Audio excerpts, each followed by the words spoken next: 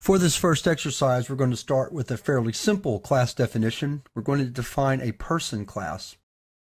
And this class will keep track of three pieces of data: a name, an age, and a gender. So let's go ahead and get started. We'll call our program person.rb. So we begin our class definition with the keyword class, followed by person. We'll start off with our initialize method. Our parameters will be name, age, and gender. And we'll assign those parameters to instance variables, like so.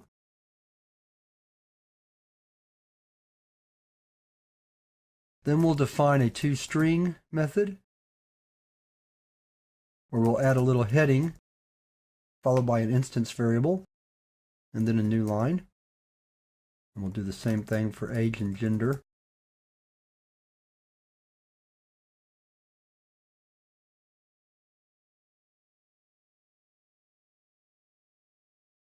And then just to be able to do some transformations of instance data, we'll define a birthday method that will increment a person's age by 1. So we'll end our definition of the person class here. So we'll put an end. Now we'll create a couple of person objects. Jane Doe, 33, female. P2 will be Bill Smith, 45, male. And P3, Mary Jones, 13, female. So now let's display those using toString. Display the state of each object. There we go. Let's go ahead and run this program now. See what we get.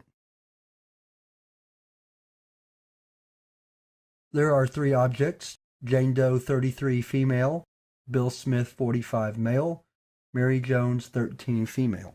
So, to see if our birthday method works, let's just pick one at random. We'll do P3, and we'll call P3 birthday. And then we'll call P3's toString method again to see what we get. So you see that after we called birthday, Mary Jones went from 13 to 14. Let's take a look at our class definition again. We have our initialize method, which allows us to put data into an instance of a person object. We have the toString method, to_s, which allows us to display the state of an object at any time. And then we have an instance method, birthday, which increments age by 1.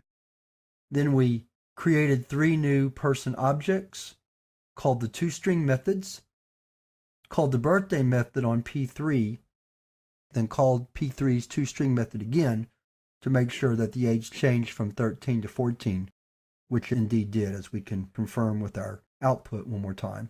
You see where we went from 13 to 14. So that wraps up this first exercise on building classes, and we're ready to move on to the next exercise, where we're going to look at just a little more complex class definition.